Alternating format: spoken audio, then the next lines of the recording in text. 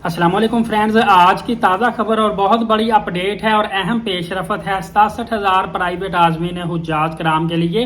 तो वीडियो मुख्तसर बनाऊंगा, आखिर तक लाजमी देखिएगा, आपको बहुत ज़्यादा इससे मालूमात हासिल होगी।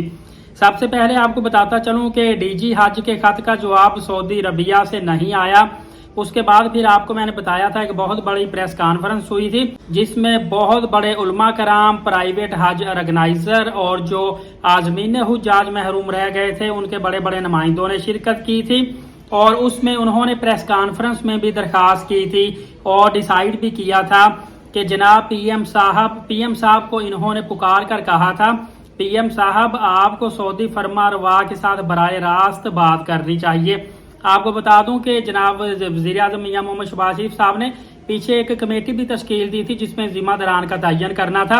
उस कमेटी में जिम्मेदारान का तयन हो चुका है, लेकिन चूंकि हज की वजह से इन्होंने वो रिपोर्ट मंजरे आम पर लाने से रोक दी है, क्योंकि हज के बाद वो रिपोर्ट मंजरे आम पर लाई जाएगी।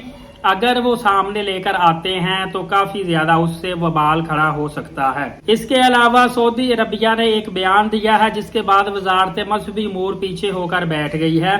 सऊदी अरबिया ने कहा है कि अब हम अगले मराहल में दाखिल हो चुके हैं और हुज्जाज के इंतजामात की तरफ अब हमारी सारी तवज्जो है और इनके इंतजामात को हम फाइनल कर चुके हैं। उनके कहने का इंडायरेक्टली यही मतलब था कि जो रह जाने वाले हुज्जाज कराम है इस साल हज नहीं कर सकेंगे, अगले साल अब हज की तैयारी करें। अगर इजाजत मिल जाती तो आपको पता है इंडिया पाकिस्तान तो ऑलमोस्ट रेडी था, इन्होंने चंद दिनों के अंदर अंदर तमाम तर रह जाने वाले आज़मीन हुज्जाज को सऊदी अरबिया भेज देना था, लेकिन सऊदिया ने इंतजाम फाइनल मराहल में दाखिल कर दिए हैं और उन्होंने इस तरह से अपना स्टेटमेंट दिया है कि जितने भी ममालिक के आज़मीन हुज्जाज रह गए हैं तमाम के लिए एक पैगाम पहुंच चुका है कि अब किसी को कोई हमें रिक्वेस्ट करने की जरूरत नहीं, अब हमने किसी की रिक्वेस्ट नहीं माननी।